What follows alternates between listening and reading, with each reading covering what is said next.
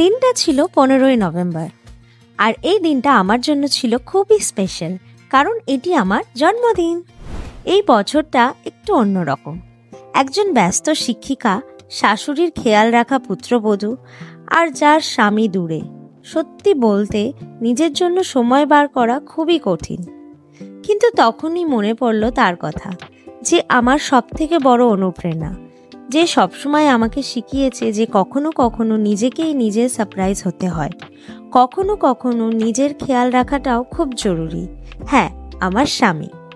তিনিই আমাকে শিখিয়েছে নিজেকে ভালোবাসতে, মনকে খুশি রাখতে, আর যখন পাশে এমন একজন সাথী থাকে যে সব কিছুতে সমর্থন করেন, তখন নিজের জন্য এতটুকু তো করাই যায়, তাই না? তাই ছেলেকে নিয়ে নিজেই বেরিয়ে পড়লাম কেক কিনতে। জানেন তো, নিজের কেক নিজে পছন্দ করাও একটা দারুণ ব্যাপার। তবে এখানে আমার ছেলে আমায় সাহায্য করেছে।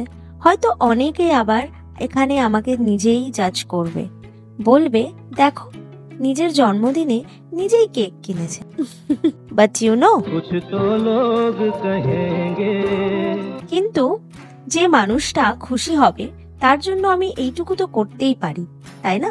আর এই খুশির মুহূর্তে ছেলের পছন্দের কিছু খাবার খাওয়া চাই। দেখুন কি মজায় খাচ্ছে।